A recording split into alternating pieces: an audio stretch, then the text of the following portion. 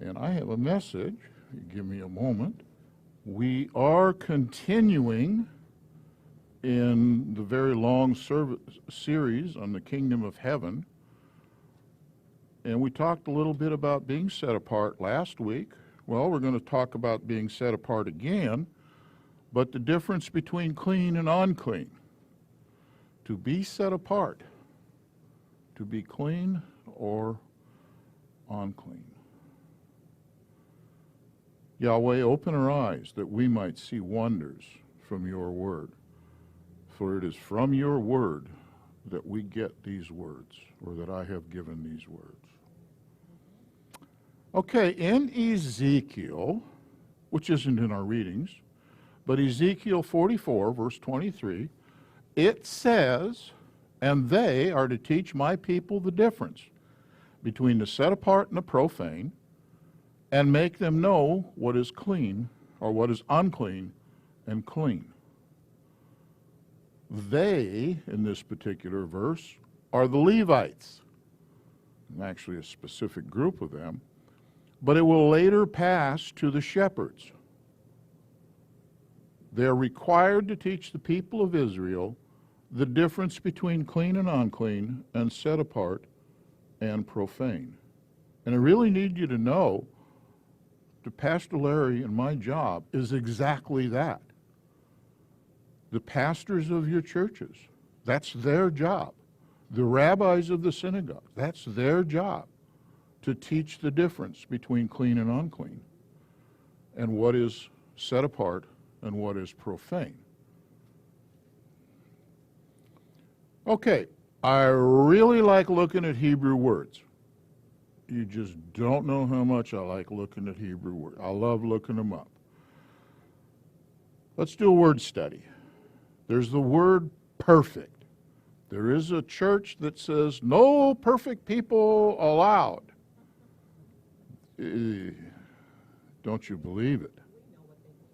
But in Genesis 17:1, Yahweh speaking to Abraham, Avram, the guy was 99 years old, and Yahweh says to him, "I am El Shaddai, walk before me and be perfect." Okay, be perfect. That word he used is tamim, and it means these things: perfect, complete, whole, entire, sound, without blemish, without spot, and undefiled. In Leviticus 1, the offering that is to be brought is to be a perfect one. So, do I dare do this again? It is a complete, whole, entire sound, without blemish, without spot, undefiled offering. That's what is meant by that word tamim.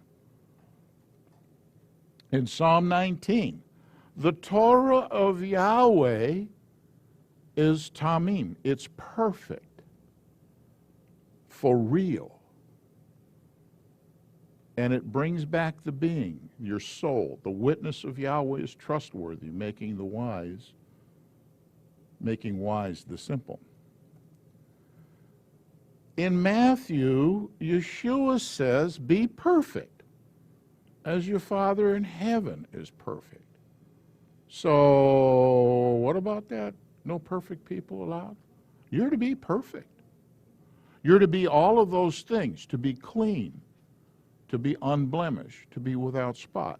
But he's using a different word in here. I went and looked this up in the Peshitta, and he's using the word shalem, or shalemim, same word, which means perfect, complete, safe, peaceful, whole, full, at peace.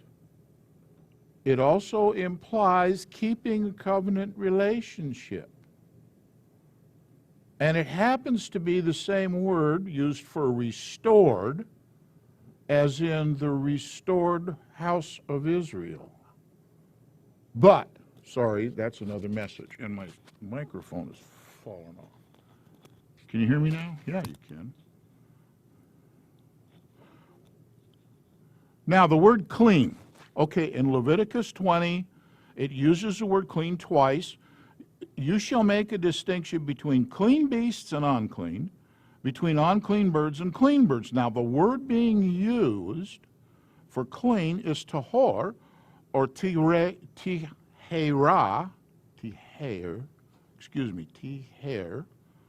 tahor, and it means pure, clean, ceremonially clean, morally or ethically clean. It's not clean as in washed, soap and water and stuff like that. It is a kind of a pureness. Now, the opposite side of that, the word unclean, the pig is unclean. Yahweh just says that.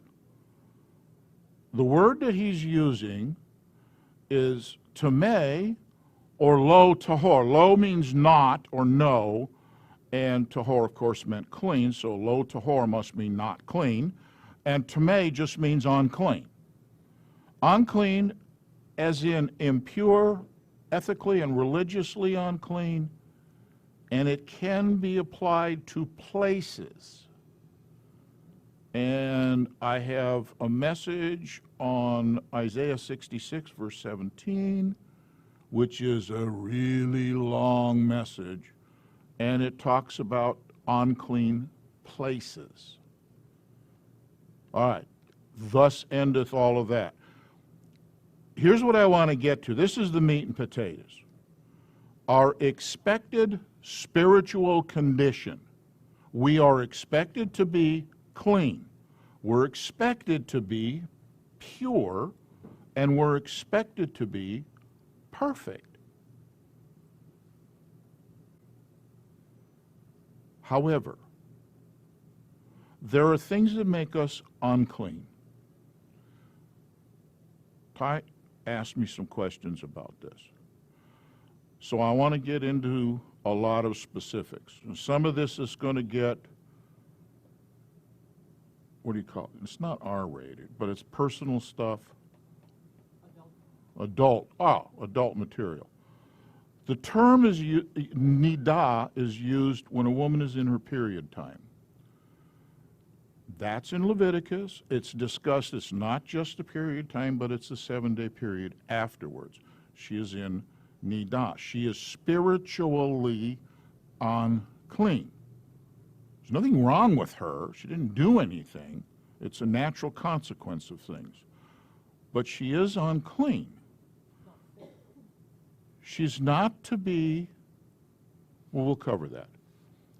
There are male or female emissions from the Gentiles, from genitals, from those things.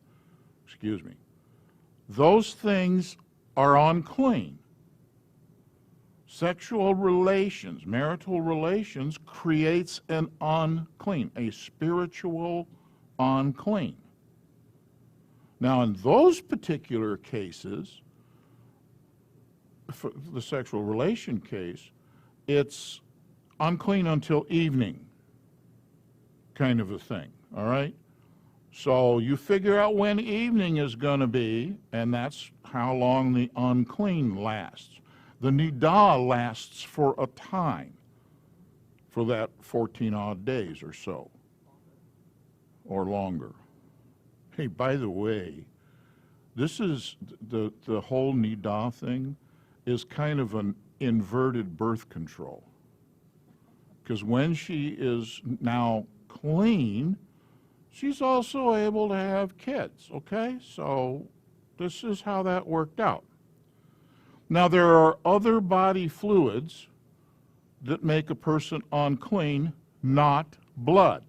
If you get a cut or something, you bleed. That's not an unclean thing. But as it's healing, a scab will form, and icky stuff oozes, icky stuff. All right, I didn't want to use that word. But that stuff is unclean. Contact with it makes you unclean. If you're having it, you're unclean until it's cleared up, or until like evening. You have to wait till it's cleared up. And we don't think about those things. We're sort of, those are things that in our culture, we just ignore it and carry on. But to Yahweh, there's really special things that happen that He put into our bodies, but He doesn't want to see it in our camp. We just, don't bring that to me, I don't want to have that. But if a person becomes unclean, as we'll see later, there's things he cannot do or she cannot do. So we'll talk about that. Some other things that make us spiritually unclean that we do not think about. Touching dead things. You got to be a dead animal. It is amazing, if you own a cat, it is amazing that that cat will bring you dead things on either Friday evening after sunset or on Sabbath morning when you're getting up and getting your breakfast together and everything else. There's the offering, the Sabbath offering laying on the floor. If you touch it, you're unclean. Touching unclean animals also makes you unclean. There's a lot of creepy crawlies and so forth out there, and this can really be pushed in Orthodox thinking, Orthodox Jewish thinking. They don't want their dogs, and many people don't have pets because of this reason. They don't want their dogs in the house during the Sabbath because the dog is unclean. And they don't want to touch the dog because then they become unclean. Now, if you want to work the unclean animal thing, like your dog, out,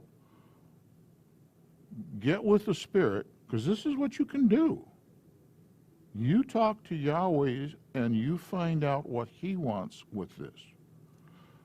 Now, quite frankly, I've looked at it this way. The dog is a part of our normal existence.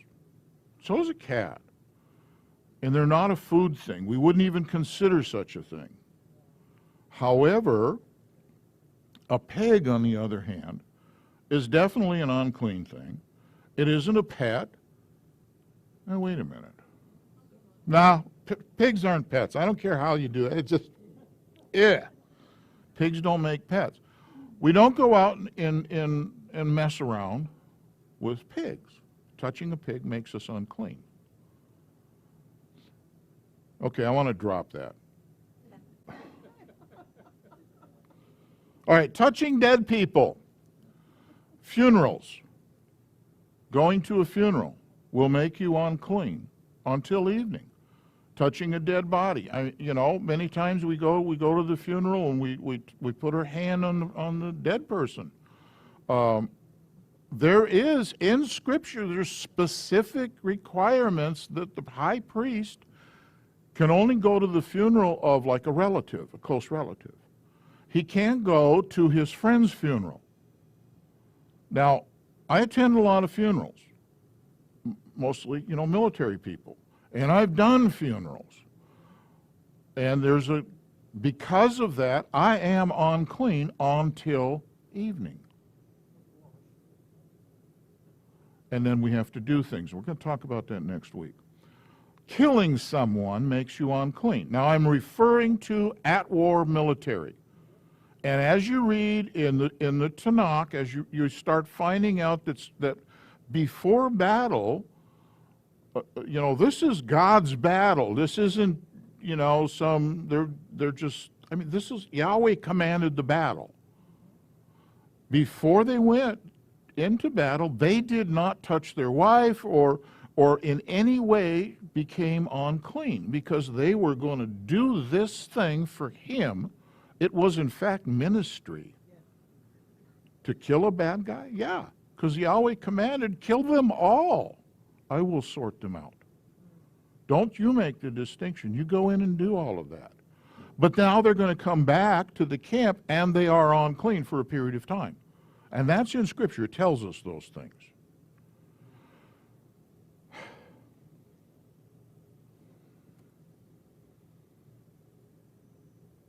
Eating unclean. Well, you're going to touch it. It's unclean. You're not supposed to. If you eat unclean stuff, you become unclean, and you are unclean until evening. And I'm going to say unclean people, because I want to cover that as a separate thing. Okay. Unclean has absolutely zero to do with sin. You did not commit sin to become unclean. The woman in Nidah, having her period, is not sinning. Having marital relations is not sinning. It just makes you unclean. Unclean prevents you from being in Yahweh's presence. And this is related to the temple. We cannot enter the temple if we are unclean, which is exactly why there were mikvah, baptism things, outside the temple area next week. Unclean prevents us from ministering in the name of Yahweh. Now here's the deal on that.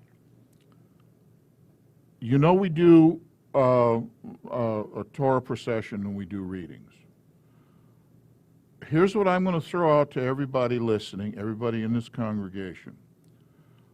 If you are unclean and you know it, not me, because I'm not going to ask you, and I come up and ask you, would you like to read the whatever? Just say no. I will never ask you why. Furthermore, I will not stand up here and just call somebody up out of the crowd and say, you come up and read. Because I don't know if they are or are not unclean. And I do not want to embarrass that person. If they say no, you know, somebody's going, oh, maybe she's having her, you know. It's real serious, and here's something I'm going to just kind of step aside for a minute. Orthodox Jewish men never touch their wives in public, ever. And everybody kind of sticks their nose up, oh, they won't touch their wife. The reason is that if she is in Nidah, he can't touch her, because then he becomes unclean. If she is not in Nidah, then he can touch her. So they're walking holding hands this week. Next week they're not. Now everybody in the community knows what's going on. And he is doing that to protect his wife. That's why they never touch in public. Or if they do, they're holding a hanky between each other. That's permissible. So think about that. You got to pick up the dead mouse that the cat brought in. Use something. Pick it up with that. Sweep it into a dustpan. A barrier. What was it that you said? Barrier. Yeah. Tongs. Yeah, use tongs. And then throw the tongs off. No. Because it can interfere. You know, I got to be careful what I do on Friday. And what I do on Sabbath morning. I'm not picking that thing up that the cat brought in. Because I have to minister and it would interfere with it. And I have to stress that stuff. Now, I'll try to bring up a couple other things over the next week or two about other ritual issues in cleanliness. You may look at it and say, well, oh, you know, I picked the mouse up and washed my hands.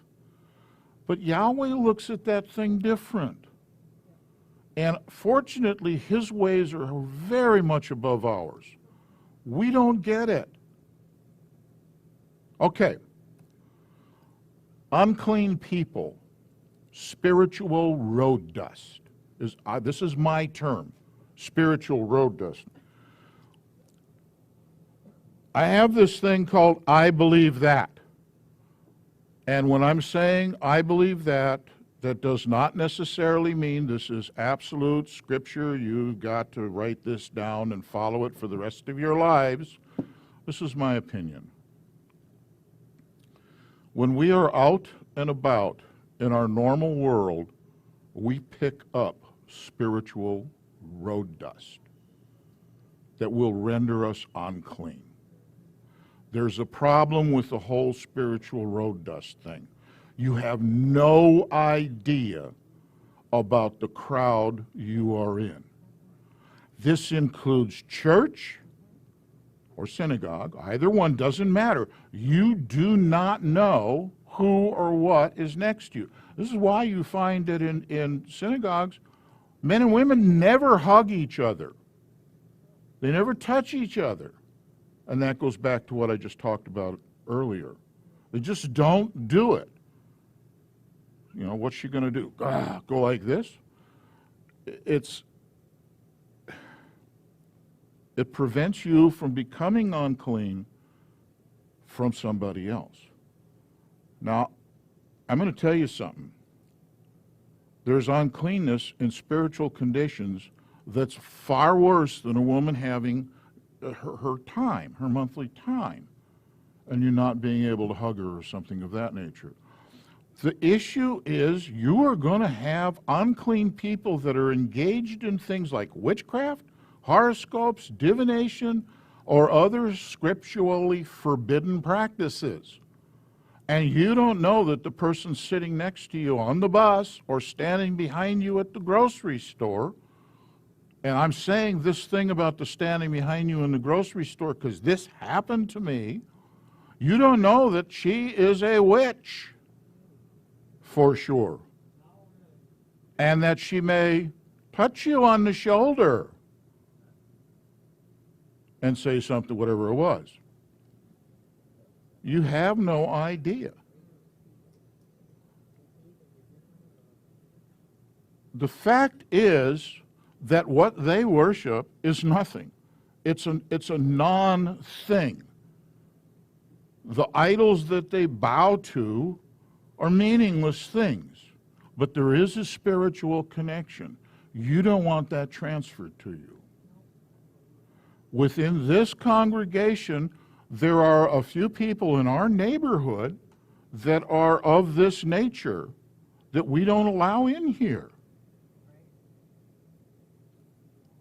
You must be careful laying on of hands and things of that nature. Watch what's going on.